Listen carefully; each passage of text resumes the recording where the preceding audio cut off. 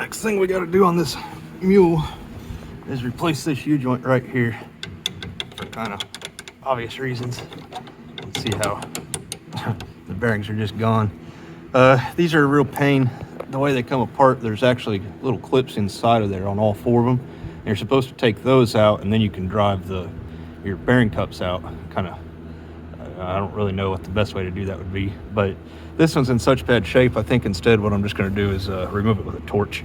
And so what I'll do is just basically cut the cross out of the middle, and then hollow these out, and that'll put some heat in it, remove some metal, and I should be able to do it without getting into the yokes. I've had to do that before on the back axle, actually.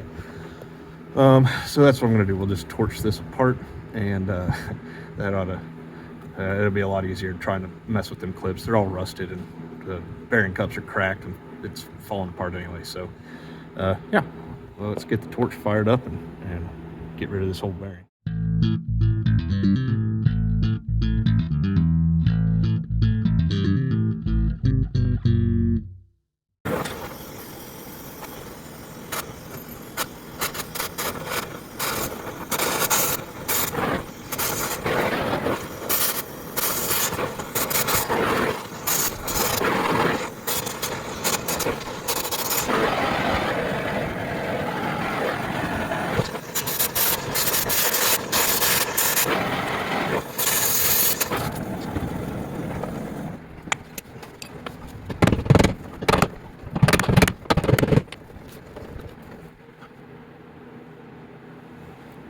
All right, that pretty well got it all out of there.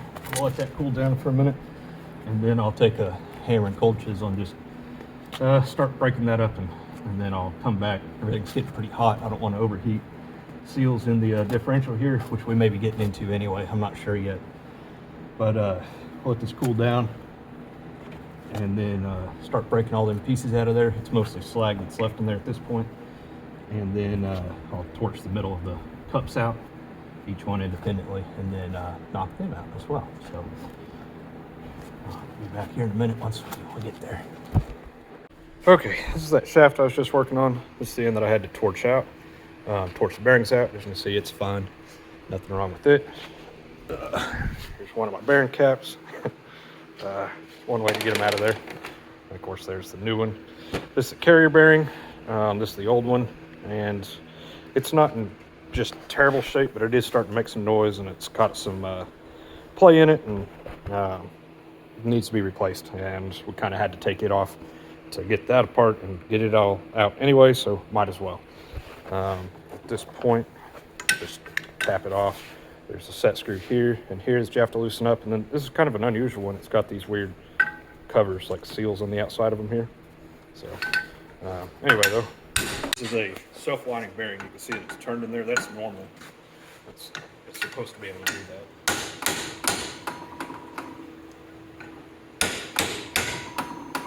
But it can make them hard to get off of there.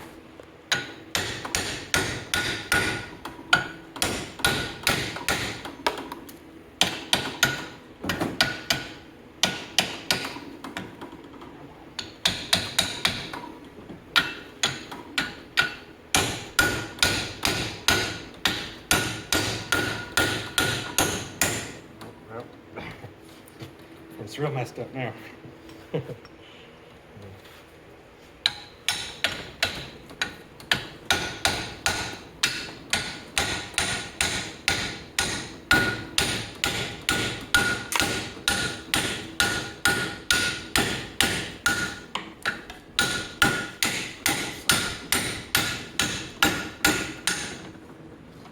we go. So you don't have to replace this entire thing. You can buy just the bearings. Ours happened to ship with a whole new setup, but these are hard to get out. But you can actually just remove them.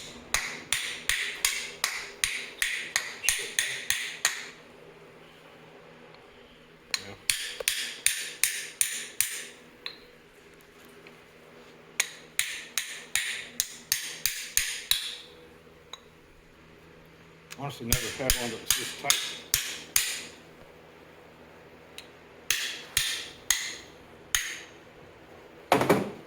that. And it's got these two kind of hollowed out spots in the housing here.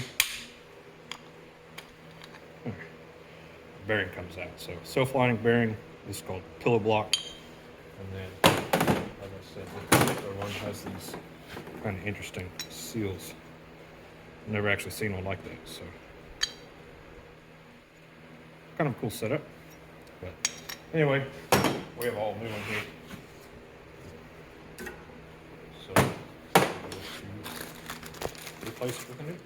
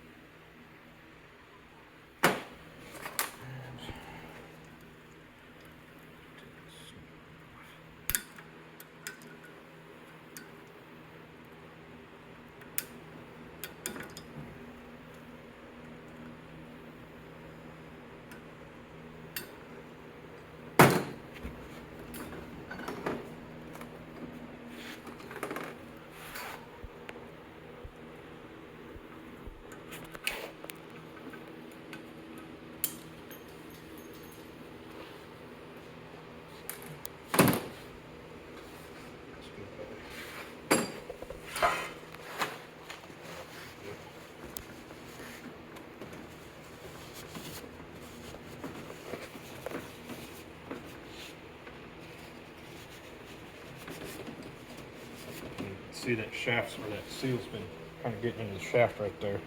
That groove's not originally machined, that's wire. Not super worried about it though. Okay.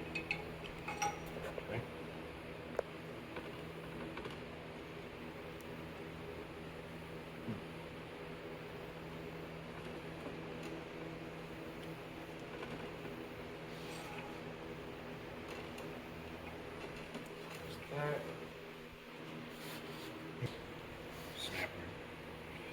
I forgot it.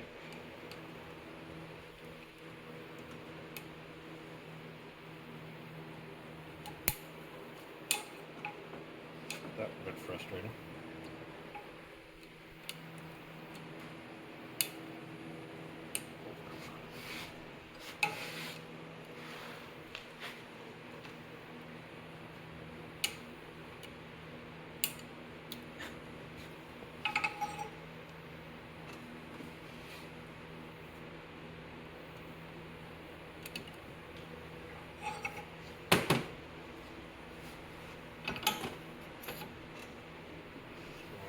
That.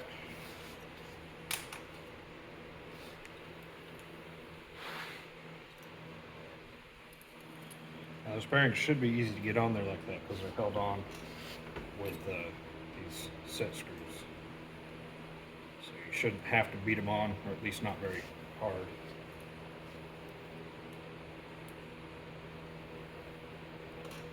That's good and tight.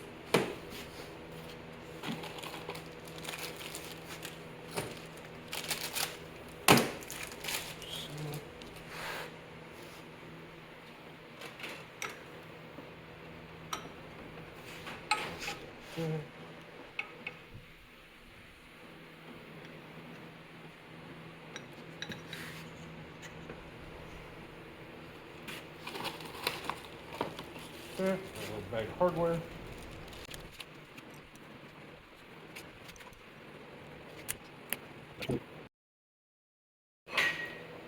You get the point.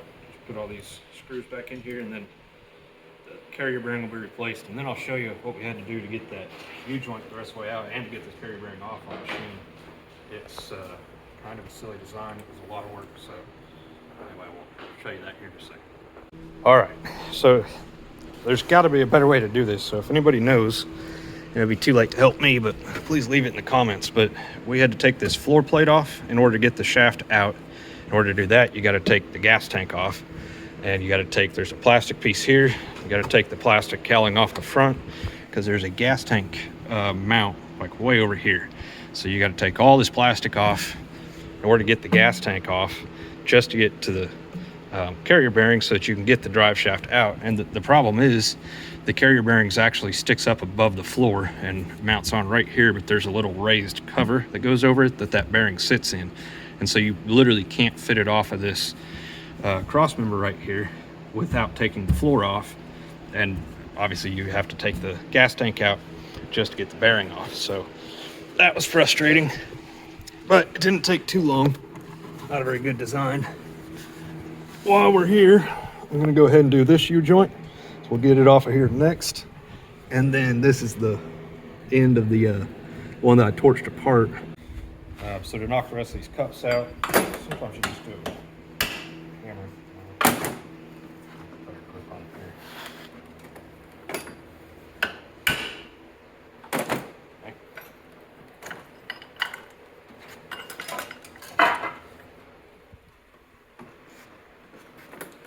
They just come right out. That's good. Say that.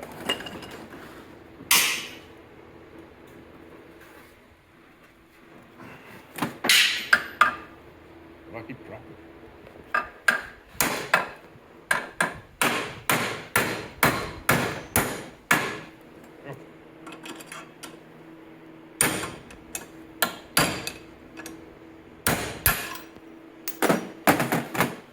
That side.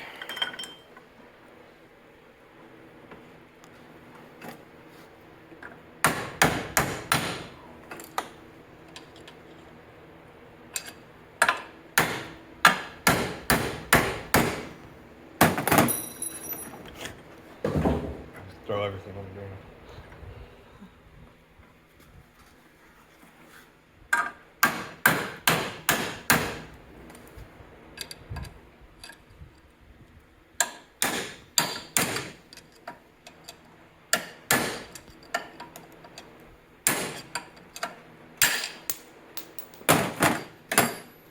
There we go. So now, this way.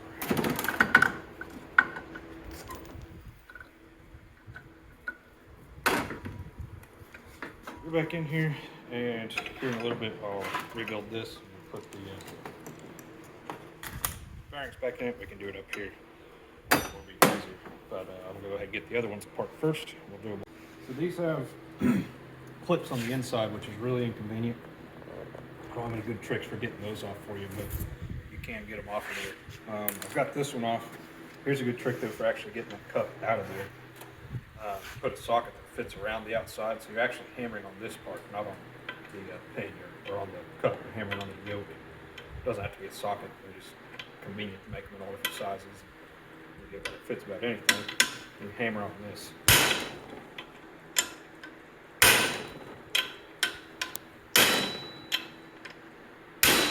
And I usually leave quite a bit of stick out in the vise.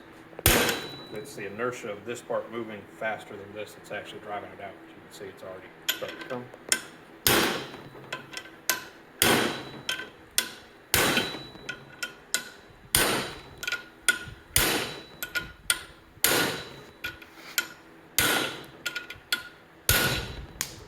There it is. Once you get that one out, then flip it 90 degrees. And just drive this one in.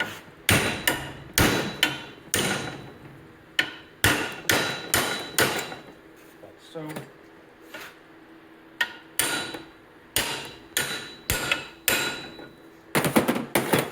then at least for this one, you get to see the clip a little bit better, so it makes it a little bit easier to try and pop it out of there. And then you can drive this bearing out the same way with the socket. Oh, let's see if I can get there.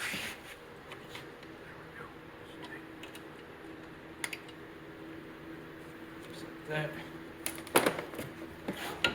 And drive it a little ways just like that. Actually, that's going all the way up.